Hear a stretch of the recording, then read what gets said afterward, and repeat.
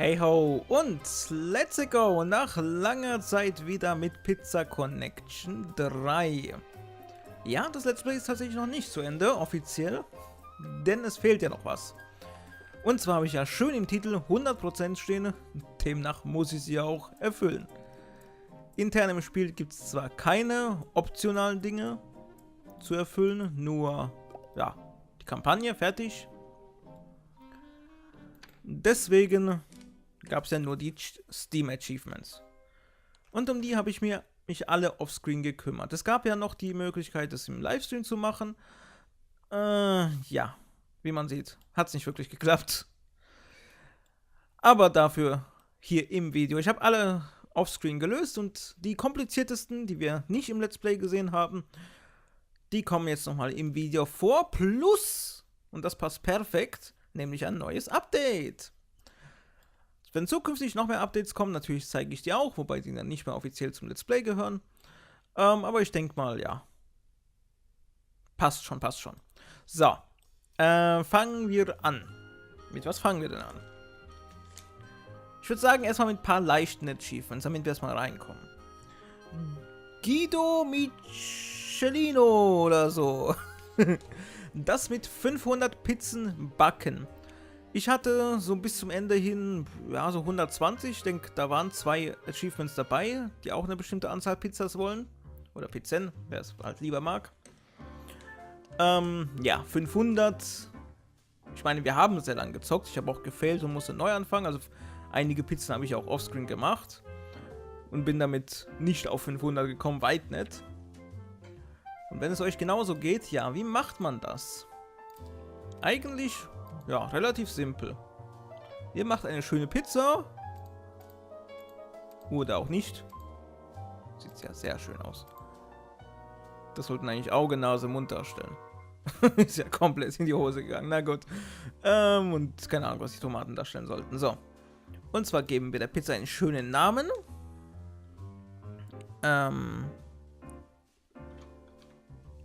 Schöner Name.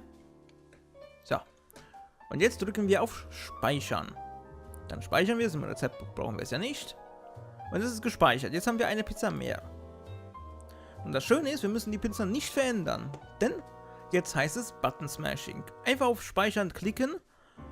Und mit der Eingabetaste einfach durchgehen. Ihr könnt durcheinander ruhig klicken und so. Weil egal, wenn ich hier klicke, passiert nichts. Wenn ich eins weitergehe und klicke, passiert nichts. Und hier. Also beides könnt ihr Button Smashing ohne Ende. Das hört sich ungefähr so an. Genau so. Und schon habt ihr ein paar Pizzen mehr. Das Überschreiben zählt tatsächlich mit. Die Achievements aktualisieren sich zwar nicht sofort manchmal. Ihr seht allerdings pro 100 kommt ja hier diese wunderschöne Anzeige. Und so habe ich mir die 500 quasi ercheatet. Da ich jetzt nicht mehr aktiv spiele. Ich denke, Zeit genug haben wir damit verbracht. Und die Updates, naja, sind zwar schön natürlich zur Ergänzung, aber reißen mich jetzt nicht wieder mit, um das nochmal aktiv zu spielen. Deswegen auf jeden Fall ein schöner Trick, um viele Pizzas zu erstellen. Dann kommen wir zum nächsten Achievement, auch gleich hier. Und zwar, wie heißt denn das? Dieses bevorzugte Zutaten. Dass wir alle Lieblingszutaten von den Leuten herausfinden müssen. Ja, ihr seht, das ist der Spielstand, wo ich es schon gemacht habe. Ja. Lustigerweise, es hat sich bei mir freigeschaltet, genau das wollte ich erwähnen, hat sich bei mir freigeschaltet, als ich bei einer Gruppe alle hatte. Also ich weiß nicht, ob das absichtlich ist, falsch übersetzt wurde oder an sich verbuggt ist.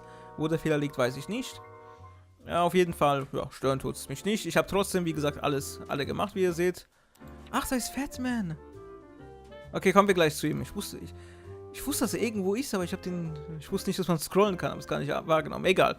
Weiter hier mit den Lieblingszutaten. Genau, wie habe ich das gemacht? Ganz simpel. Es gibt zum Beispiel auch manchmal bei Missionen Belohnung. So im Sinne von, wenn du das machst, geben wir dir alle Lieblingszutaten von der Personengruppe. Es geht allerdings ganz simpel und zwar mit der Alle-Pizza. Ja, was ist da drauf? Könnt ihr euch schon denken, alle Zutaten.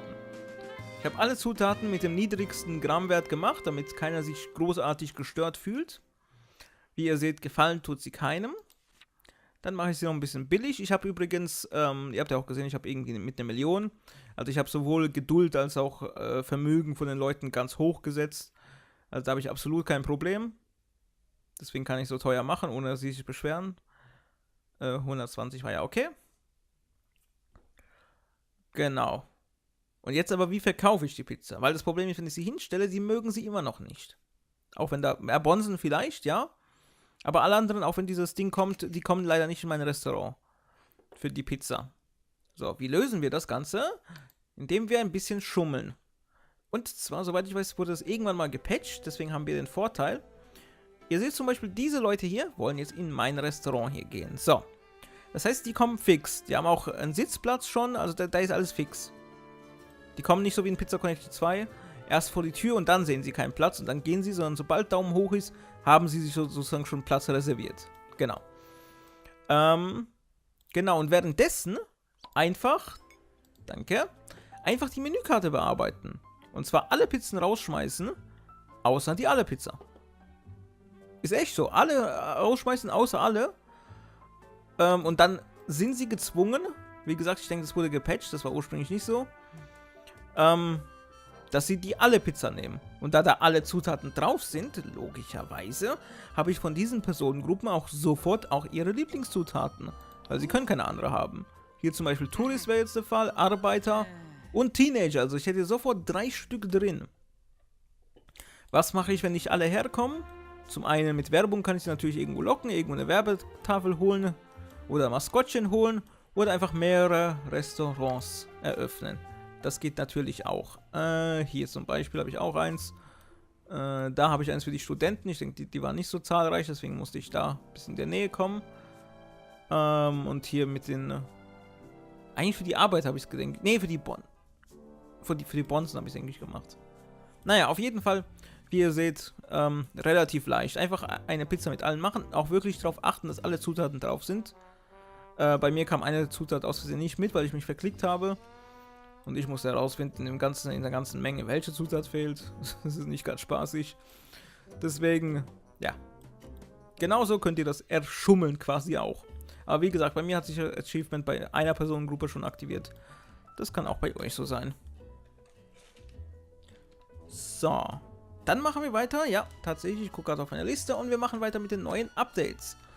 Und zwar zum einen, Fatman ist da. Hier sehen wir ihn. Hockt schön. Als nächstes bedienen machen wir mal. Und auch wieder Play, damit hier was abgeht. Genau, er funktioniert so ähnlich wie in Pizza Connection 2. Nicht genauso, aber ähnlich. Zum einen, er bestellt mehrere Pizzen. Das heißt, er isst jetzt die Pizza leer, wie ihr seht. Ah ne, er wartet auf die Pizza, Entschuldigung. Wo ist er? Bekommt sie? Genau, isst die Pizza leer, die wunderschöne, die ich da habe. Und bestellt gleich nochmal. Im zweiten Teil hat er tatsächlich so lange bestellt, bis der Laden geschlossen hat. Im zweiten Teil musste der Laden tatsächlich auch irgendwann schließen, weil sonst der Laden so dreckig war, dass ich Probleme mit Gesundheitsamt und allem bekommen habe. Hier gibt es zum Glück keine Gesundheitsämter. Zum einen sowieso kein Dreck kommt. Also ich brauche keinen Hausmeister oder so. Warum ist hier ein Vierter? Habe ich Mist gebaut? Naja, egal. Ich weiß nicht genau, wie oft er bestellt, aber auf jeden Fall oft genug. Ich bin mir auch nicht sicher. Leider gibt es nicht so viele Informationen zu ihm im Moment. Ich weiß zum Beispiel auch nicht, ob er extra die teuerste aussucht. Ich denke, das hat er im Zweier getan. Achso, das gibt es ja auch noch. Was er auch gestärkt hat, ist, je besser die Bewertung im zweiten Teil war. Genauso wie ein Prominenter hat er den Laden ein bisschen gepusht. Kann ich jetzt schwer sagen, weil der Laden sowieso gut läuft. Ich müsste Fatman in einem Szenario haben, wo ich absolut alles tot habe und dann den Vergleich gucken. Aber Kohle bringt er so oder so auf jeden Fall und Nostalgie natürlich. Das ist das Wichtigste eigentlich. Das ist so die Hauptsache, warum er eigentlich hier ist. Ja, wie ihr seht, immer noch am Essen.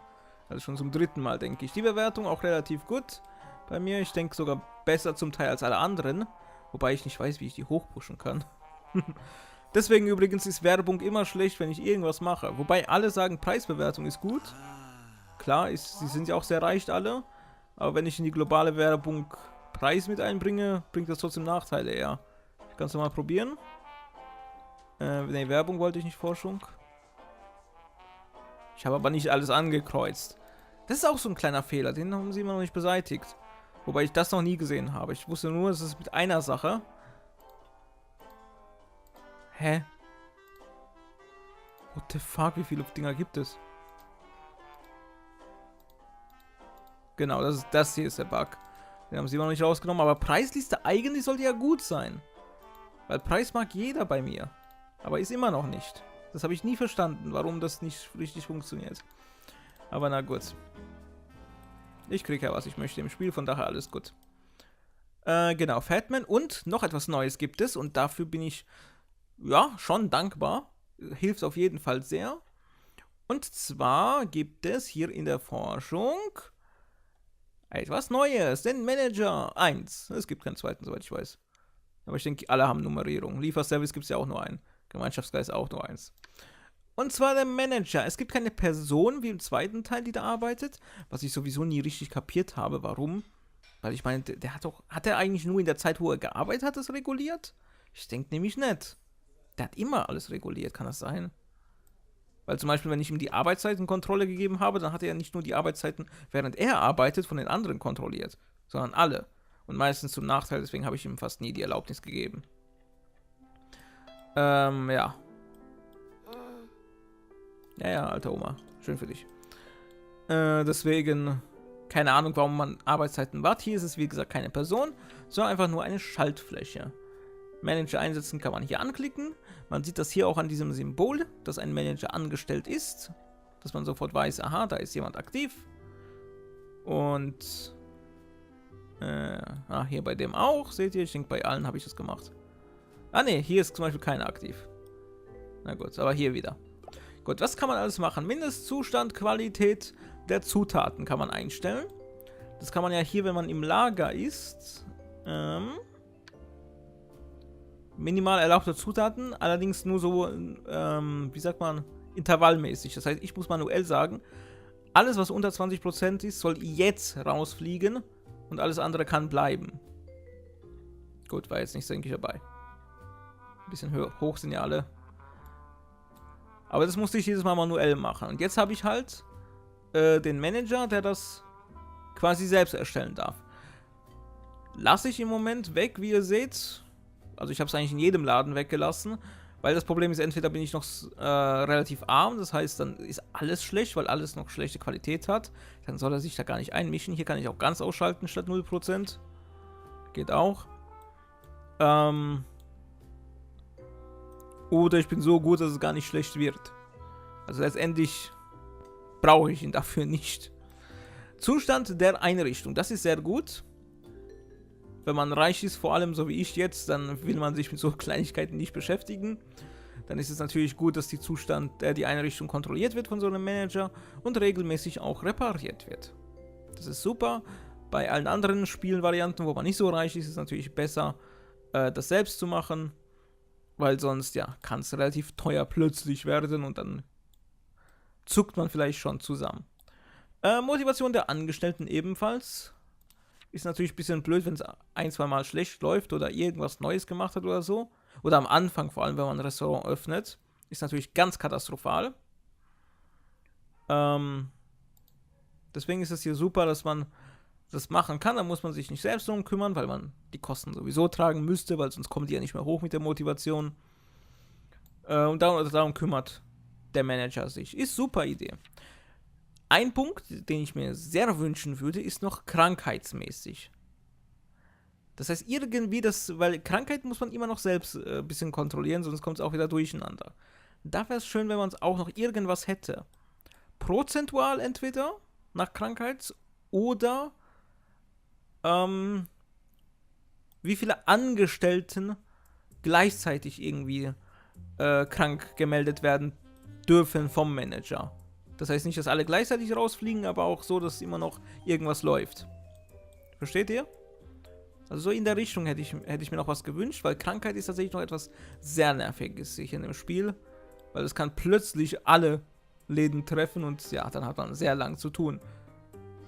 Und wenn man es nicht manuell macht, ja gut, dann hat man noch mehr Probleme als zu tun. Super. Was ist denn hier los? Warum ist hier ein Vierter eigentlich immer? Habe ich wohl Mist gebaut. Naja. Genau, das war der Manager und Fatman hatten wir auch nochmal. Wir warten nochmal, bis er kurz nochmal kommt. Wir bekommen immer hier so eine Meldung, hier oben links, wenn Fatty kommt und bei uns ist, beziehungsweise auch wo er ist. Ist auch sehr praktisch. Was ich nicht gesehen habe, dass man hier runter scrollen kann und den extra nochmal hat, das ist geil. Der Fatman ist verrückt nach leckerer Pizza. Er ist immer auf der Suche nach Restaurants, die seinem anspruchsvollen Geschmack entsprechen. Der vergleichbar mit Bonzen ist, genau. Das war auch im Zweier so, deswegen, das dachte ich mir auch. Wenn sich dein Restaurant als würdig erweist, rechne mit einem warmen Geldregen, denn der Fatman wird den ganzen Tag in einem Restaurant sitzen und unermüdlich eine Pizza futtern. Okay, nicht bis zur Schließung, aber den ganzen Tag isst er. Sehr gut. Okay, dann haben wir es. Genau, hier ist er nochmal. Schade, dass er keine Story hat, wie im zweiten Teil. Sogar am selben Tisch. Aber das ist Ding, deswegen, das ist Bonzen-Tisch. Deswegen, er will da hocken. Das ist so ein einfacher Tisch, das ist modern. Bonzen ist ja logischerweise ein klassischen Tisch. Deswegen ist er da. Und jetzt den ganzen Tag, also eigentlich 12 Stunden ist er jetzt hier. Wenn ich das richtig verstanden habe. Und wie gesagt, es läuft. Also es ist schon geil. Geld bringt es ja sowieso. Er kommt etwas öfters als im zweiten Teil, auch ist mir aufgefallen. Dadurch wird er so ein bisschen, ja nicht so besonders, aber ja, stören tut es mich jetzt auch nicht besonders. Nur seine Story im zweiten Teil, die mochte ich mehr. Die war irgendwie so, dass er reich geerbt hat und sich zur Lebensaufgabe gemacht hat, durch die ganze Welt zu reisen und die besten Pizzen zu finden, die es auf der Welt gibt. Deswegen ist er einerseits so einfach gekleidet, aber gleichzeitig auch so ein bisschen Bonzen. Hier ist es eher so Pseudo-Rapper, sieht es eher aus. Auch witzig. Aber ja. Genau, er müsste jetzt noch ein paar Stunden hocken. Die Bewertung ist meistens super. Tatsächlich, den ganzen Tag hockt er. Und der bringt natürlich Kohle. Das ist natürlich geil. Und er liebt mich auch super. Ich bin übrigens der Einzige hier, habe keine Konkurrenz. Also das ist geil. Also schöne Nostalgie. Funktional so lala, aber definitiv geil. Freue ich mich. Der wurde ja mit der Statue angekündigt und auf den habe ich lange Zeit gewartet, deswegen bin ich froh, den auch hier nochmal zu sehen. So, ich gucke noch kurz mit der Uhrzeit. Als nächstes bedienen, komm schon. -1. Ja, so besonders ist er. So, hier ist seine Pizza. Genau, jetzt müsste er eigentlich gehen, nachdem er die Pizza gegessen hat. Ja, okay. Sehr gut, sehr gut. Auf jeden Fall cool. Also das sind die gerade zwei großen Neuerungen bei den Updates. Nebenbei nur Kleinigkeiten wurden noch erneuert. Hier habt ihr zum Beispiel gesehen, die Motivation war jetzt niedrig, gell? Aber sie ist gestiegen und ich denke nicht nur durch den einzelnen Kunden. Beim Lieferservice, der funktioniert bei mir immer noch relativ schlecht. Der wurde auch irgendwie noch gepatcht, weil es tatsächlich nicht nur ich war, der Probleme hatte. Deswegen ist natürlich hier super, wenn man den Manager dran lässt, weil der macht natürlich super Arbeit dann. Der hält sich ständig auf dem Laufenden, damit sie nicht komplett abkacken. So, diesen so und Manager habe ich. Achso, hier habe ich gar keinen Manager.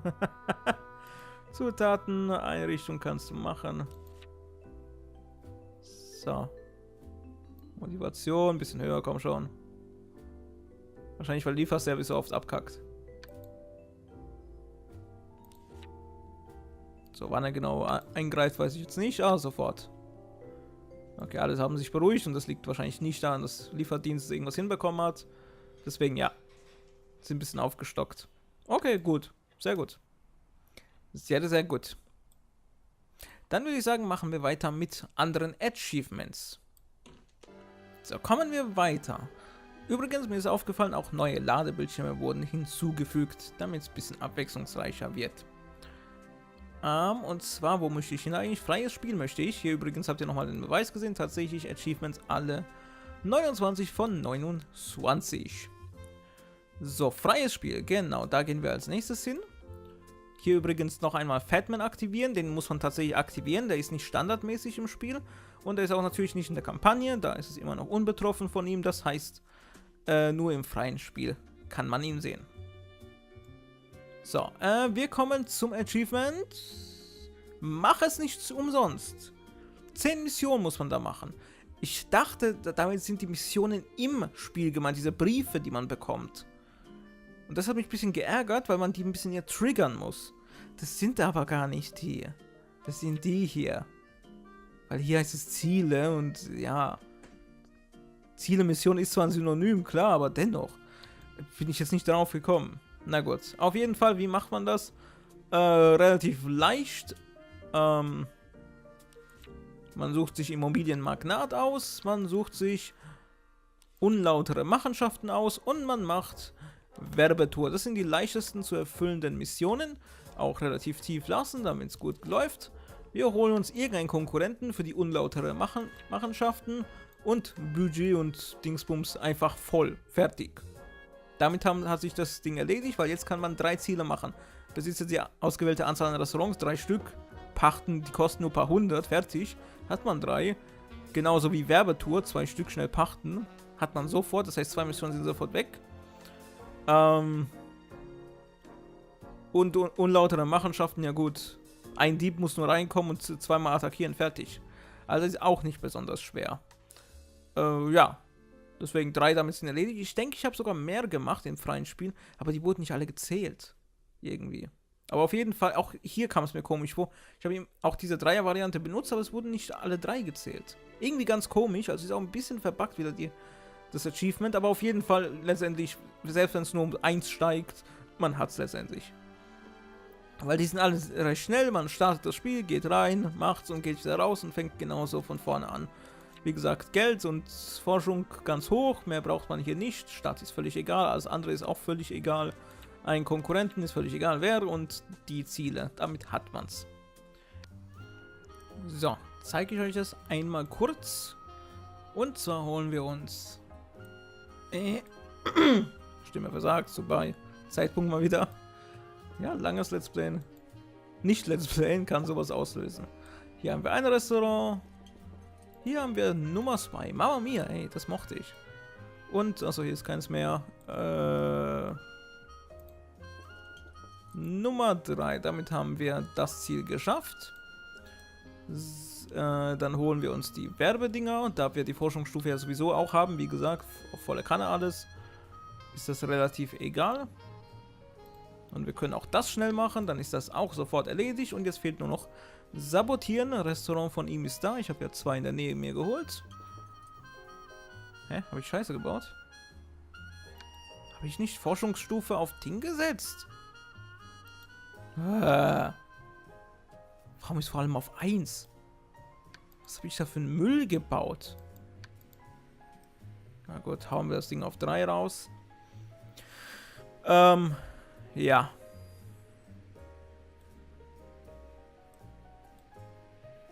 Mann, was macht ihr heute so? Ja, das lief halt jetzt blöd. Aber ich brauche eh nur Ganoven 1. Dann hat sich das Problem erledigt. Ich krabble hier schon mal mit der Hand durch. Ich habe ja so dumm alles gesetzt. Wenn ich die Tastatur hauptsächlich nicht brauche, dann verbaue ich mir hier auch alles. Und jedes Mal bei jedem Pizza Connection Part eigentlich, wo ich sie brauchte, war es auch verbaut. Aber naja. So, gleich haben wir es. Einen Moment. Genau. Dann haben wir hier unseren Ding. Der Polizist muss weg. Der macht mir zu viel Angst. So, jetzt haben wir den hier. Der kann locker darüber und schon können wir 2 Angriffe starten. Ist ja egal wo. Und die ganze Sache hat sich gegessen. Hallo, angreifen, du Idiot. Greif doch an, Mann. So, und damit war es das. Komplett gewonnen. In, ja, ein paar Sekunden, wie ihr gesehen habt. Die 3 Dinger. Wie gesagt, wenn nicht alle 3 zählen, macht es ja auch nichts. Man braucht ja auch nicht sehr lange dafür. Also locker flockig geschafft. Und damit kommen wir zu den 3 begehrtesten Achievements schon. Ich habe überlegt hin und her, soll ich die zeigen, soll ich sie nicht zeigen? Ich habe mich jetzt dafür entschieden. Wer sie dennoch alleine herausfinden möchte, ja, der soll jetzt weitersuchen und sich nochmal 2-mal überlegen. Aber hier zeige ich es euch. Achievement Nummer 1 ist Hippie Connection Finde den Bus. Und zwar ist er auch gleich hier in Roma. Schöne Stadt. Und zwar muss man einen Bus finden. Ich gebe euch erst Tipps. Damit ihr nochmal suchen könnt. Also er ist in Rom. Ich denke, steht aber auch im Achievement, gell? Ja. Es ist kein fahrendes Auto, danach habe ich auch gesucht. Es ist definitiv ein stehendes, ein parkendes quasi, das man finden muss. Was kann ich noch für Tipps geben? Wenn ihr draufklickt, bemerkt ihr es, allein schon, selbst wenn wieder Achievements irgendwie verbuggt sind, weil das Ding zählt offiziell als Apartment, also wenn ihr auf das Ding klickt, kommt genau das hier. Genau, das Soundeffekt habe ich gerade nicht gehört. Dieses Klopfzeichen auch. Also hier irgendwo muss man es finden. So. Und für diejenigen, die jetzt genug gesucht haben und sagen, ich finde es einfach nett, für die komme ich zum Ansatz. Und zwar hier hinten versteckt, hier oben. Man klickt drauf und es ist wie ein Apartment. Ein kleiner Hippie-Bus, wobei man sagen muss, ein Grufti und ein Student hocken da. Ja, was das für ein Hippie-Bus ist, will ich nicht unbedingt wissen. Aber auf jeden Fall, da ist er. Das findet man auch, wenn man googelt. Das heißt, das ist kein großes Geheimnis, das ich eigentlich lüfte. Das findet man bereits, wenn man ein bisschen schärfer googelt. Also das war noch das harmloseste, was ich gelüftet habe. Als nächstes kommen wir zu In Between. Und zwar, garantiert kann man es in Berlin finden. Und zwar, wenn man etwas Bestimmtes anklickt. Ich weiß nicht, ob es auch in anderen Städten, wie zum Beispiel auch Rom, funktioniert. Man muss eine ganz bestimmte Sache finden. Das Spiel reagiert zwar drauf, aber ich weiß nicht, ob es für das Achievement zählt. Und zwar, wie gesagt, eine ganz bestimmte Sache müsst ihr finden. Tipps, was noch? Ja, mehr kann ich eigentlich nicht sagen. Deswegen zeige ich es euch auch direkt. Und zwar, ich denke, das funktioniert auch hiermit. Who knows? Sometimes you live your life, sometimes not. Much of the time you just end up hanging in between. Genau, hier hat er es auch erwähnt, in between. Soweit ich weiß, lässt sich das auch triggern. Das ist hier in Rom einmal. Und jetzt zeige ich es euch noch kurz in Berlin. So, und zwar definitiv, hier kann man es finden. Oh, diesmal reagiert es nicht, okay.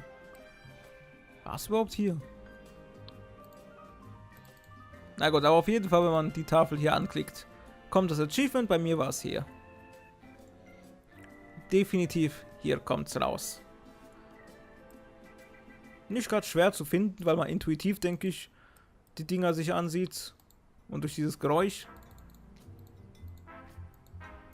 Achso. Kommt immer so, wenn ich wechsle. Ist auch relativ gut zu finden, finde ich. Man muss natürlich wissen, wo, aber vor allem hier die Mauer mit, was ist denn hier alles drauf? Blablablub. Ne, das meine ich gar nicht. Da mit der Sample zum Beispiel, genau, da ist es. Gentlemate ist, denke ich, auch irgendwo drauf, kann es sein? Kann es sein? Irgendwo sind die noch drauf. Nicht? Wegen der Werbetafel? Na gut. Ich dachte, ich hab die mir auch im Kopf. Na gut. Genau. So kriegt man In-Betweens. Und nun? Ja, ihr wisst, ich weiß, ihr seid alle scharf auf Flappy Pizza. Sind viele scharf drauf und hat nur ein gewisser Prozentanteil bisher geschafft und ich bin stolz, dass ich zu den 0,1% gehöre aktuell. Ist natürlich relativ tricky, viele sind motiviert, das selbst zu finden und ich war natürlich auch dieses Glücksgefühl, kennt jeder, der irgendwas Schwieriges herausfinden möchte. Vor allem die alte Generation, bevor es Internet gab und so, dass wenn man es endlich gefunden hat, das war so ein schönes Gefühl. Aber ich hätte fast aufgegeben tatsächlich. Also ich hätte nicht mehr lange gesucht. Es kamen auch keine neuen Informationen in Forums oder so. Also ich hätte definitiv das Handtuch geschmissen irgendwann. Doch bevor ich euch zeige, wo es ist, zeige ich euch alles, was ich dazu gefunden habe. Alle Tipps, die man ergoogeln kann.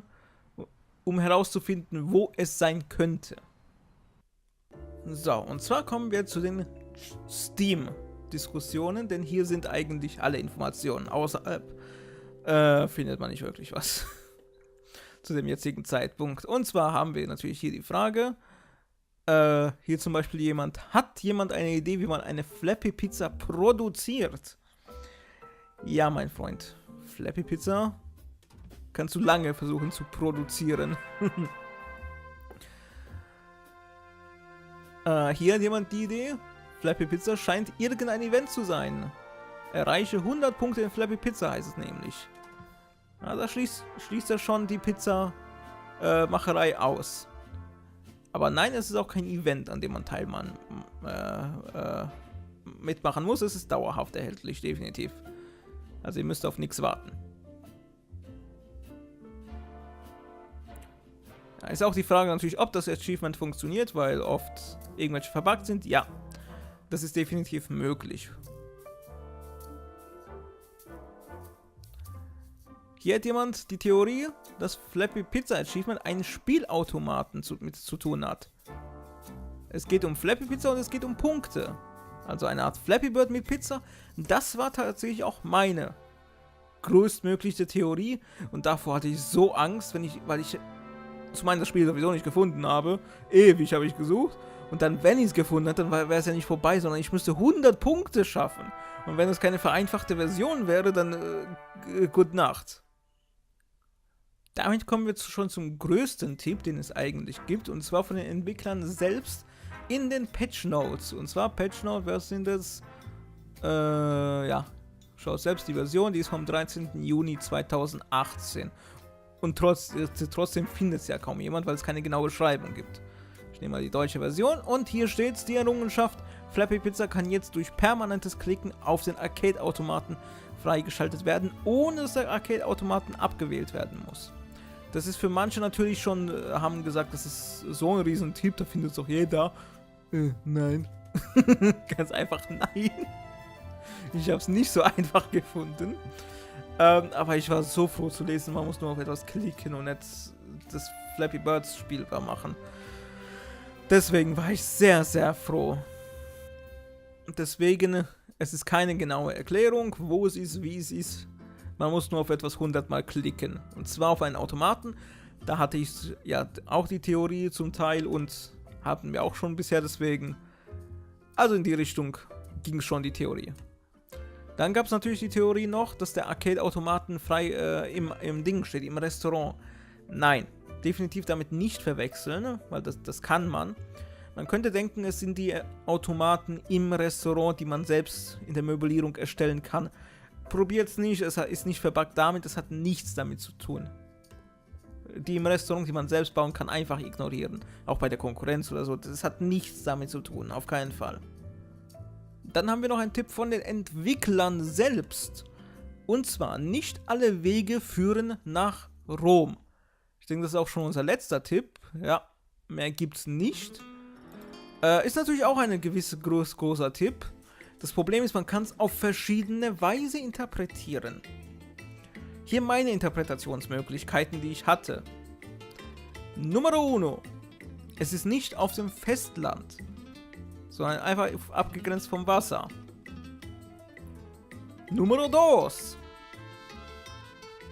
Es ist irgendetwas, womit die Römer damals nichts zu tun hatten mit einem Land. Ich bin geschichtlich nicht da am Laufenden, was die alles erobert haben und so, aber Amerika gehörte garantiert nicht dazu und Washington und sowieso, es gab es ja damals garantiert nicht. Also es ist vom weitesten entfernt von allen anderen. Deswegen, darauf habe ich getippt. Dritte Möglichkeit.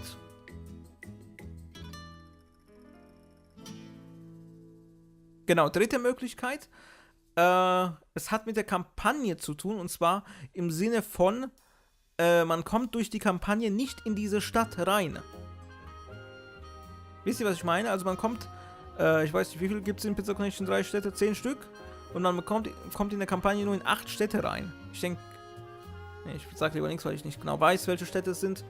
Aber in 1, 2 Städte kommt man nicht rein, da gibt es auch ein extra Achievement dazu. Das muss man einfach nur ein freies Spiel starten da und schon hat man auch die Achievements. Das könnte er meinen. Interpretationswahl Nummer 3. Nummer 4. Innerhalb Rom gibt es irgendeinen Bereich, der komplett abgegrenzt ist, wo theoretisch keiner der Leute raus oder rein kann. Also komplett abgeblockt. Das waren so meine 4 Interpretationsmöglichkeiten.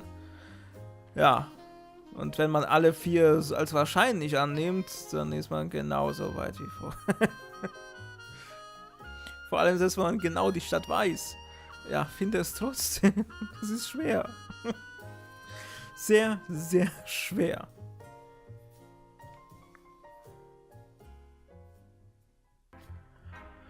So, und das waren alle Tipps zu Pizza Connection, zu Flappy Pizza, so rum. Jetzt, welche von meinen Interpretationen stimmt tatsächlich? Das verrate ich euch jetzt. Und zwar, oder zumindest denke ich, dass er das natürlich meinte. Am Ende meinte er was ganz anderes, aber ich bin auf dieselbe Lösung gekommen. Und zwar meinte er wahrscheinlich, dass es eine Stadt ist, die nicht in der Kampagne vorkommt. Davon gibt es 2 Stück. Einmal, ich denke, hier sind wir. Wo? Sind wir? Wo sind wir? Oh, ich erkenne nichts gerade. Gar nichts. Fabrik. Ah doch, hier, Berlin sind wir, genau. Berlin und... Oh, jetzt lass mich überlegen. Madrid? Was Madrid? Nicht, was Falsches. Washington war es, oder? Doch, Washington war es, denke ich. War doch Madrid? Nee, Washington. Ich schreibe es euch hier nochmal rein. Auf jeden Fall, die Städte kommen nicht in der Kampagne vor und das ist meine Interpretation. Und ihr könnt es auch erahnen, weil ich ja schon hier bin sowieso. Es ist Berlin. Das heißt, ihr könnt Berlin kopfüber alles durchsuchen, was ihr könnt. Eigene Tipps von mir. Weil ich hatte auch eine Menge Ideen. Ich könnte zum Beispiel ein Auto mit Ding ist es, dass ich ein fahrendes Auto so finden muss. Nein, ist es nicht. Auch kein fahrendes Auto. Steht einfach nur irgendwo rum. Relativ klein, so klein wie, jetzt muss ich irgendwas finden, wie die Frau, ja. Wie diese Bonzenfrauen eigentlich, so die Größe hat's. Definitiv. Was ich auch denke, ganz am Anfang des Let's Plays habe ich, denke ich, das Ding sogar gesehen, den Automaten. Aber ich habe damals nicht danach gesucht. Ich habe das komplett einfach ignoriert. Ich fand es witzig, habe es vergessen. Aber es ist nur eine Vermutung, ich bin mir nicht sicher.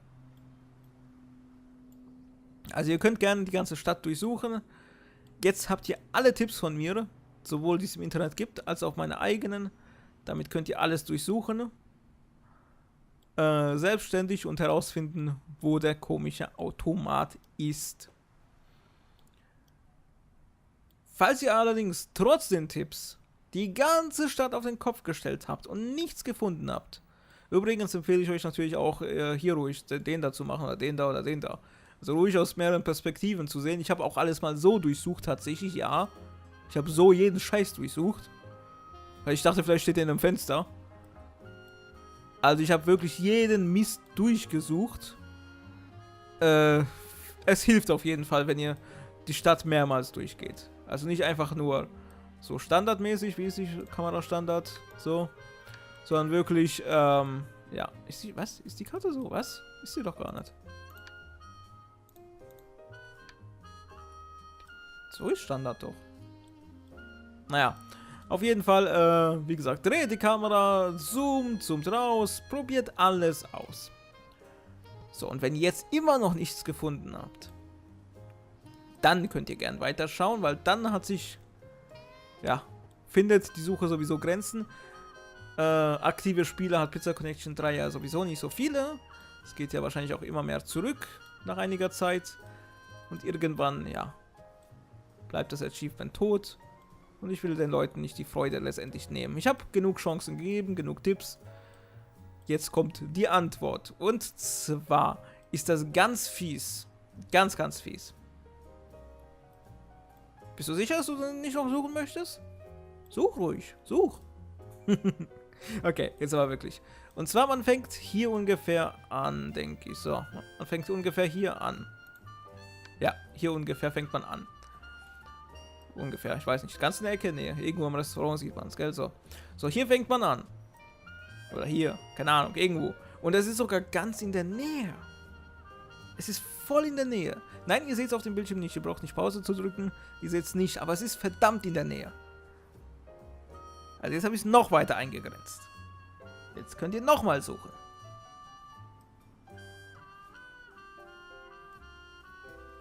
Habt ihr gesucht? Sehr gut. Dann. Coole Dinger übrigens, sehe ich ja jetzt erst. Coole Whirlpools. Dann machen wir weiter. Und zwar, seid ihr bereit? Sicher? Ja? Da. Und wie gesagt, das Ding kommt mir sogar bekannt vor. Hier. Ach, funktioniert doch. Ihr hört es an dem Geräusch. Einfach 100 Mal draufklicken. Jede 10 Schritte kommt hier die Bestätigung, dass ihr drauf geklickt habt. Das heißt, ja, sieht man relativ leicht. Natürlich 100 Mal klicken ist nicht schwer. Muss man nur machen. Das Geheimnis ist gelöst. Wie gesagt, einerseits ein bisschen natürlich, ich habe es mir lange überlegt, ob ich es zeigen soll. Einerseits natürlich ein bisschen, ja, blöd, wenn es so simpel zu finden ist. Und ich wette, manche spulen einfach nur zu der Stelle, klar. Für mich war es natürlich ein schönes, befriedigendes Gefühl, als ich es gefunden habe, letztendlich. Ja,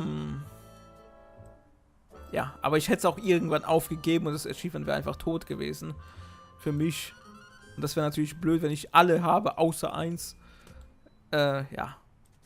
Und vor allem müsste ich dann überall den Titel ändern. Deswegen für euch hier die Lösung. Ich hoffe, die anderen, die es schon hatten, sehen mich jetzt nicht als großen Spielverderber. Hoffentlich haben auch die Entwickler nichts dagegen. Und ja. Falls es übrigens mehrere Automaten gibt, weiß ich nicht. Weil hier zum Beispiel das da gibt es an mehreren Stellen. Das reagiert das in between. Aber ich weiß nicht, ob den Flappy Pizza Automaten an mehreren Stellen gibt. Keine Ahnung. Das war's. Damit haben wir alle Achievements durch. Das waren alle bis zu 100%. Die restlichen haben wir entweder schon oder waren sowas ganz Simples, das ich euch nicht zeigen muss. Wobei mir gerade nichts einfällt. Ich denke, doch, alles ist drin. Und das neueste Update hatten wir mit Fatman und mit den Manager und den neuen Ladebildschirm. Wuhu. Genau, und damit ist das Display jetzt offiziell beendet. Wie gesagt, falls noch neue Updates kommen, zeige ich sie gerne. Ansonsten war es das von mir und Pizza Connection 3. Falls ihr nochmal in Pizza Connection 2 vielleicht reinsehen wollt, vielleicht hat sich hier der ein oder andere verlaufen, der den Vorgänger gar nicht kennt, gibt es auch ein Let's Play von mir. Einfach mal in die Beschreibung oder sonst wo oder mich anschreiben. Irgendwo findet ihr es schon. Und warum zeige ich auch? Ich bin so gewöhnt bei allen YouTube-Videos, dass die Leute überall hinzeigen. Ich mache das auch gerade, aber hier ist gar keine Webcam. Total nutzlos. Sieht mich keiner außer... Ja. Ja, da guckt mich wirklich einer an aus dem Fenster. Denkt sich auch gerade, was hat der für einen Schaden? Ja, wie gesagt, könnt ihr gerne reinschauen in den Vorgänger. Vielleicht schauen wir uns auch irgendwann nochmal Pizza Connection 1 an. Oder wie heißt das Originaltitel? Hab den vergessen. Das heißt ja irgendwie anders. Ach, keine Ahnung. Genau. Ihr könnt euch auch gerne in meinen anderen Let's Plays durchwühlen. Und wir sehen uns hoffentlich dann wieder. Und damit keine Sorge. Heute ist nicht alle Tage. Ich zock wieder. Keine Frage. Bis dahin. Ciao.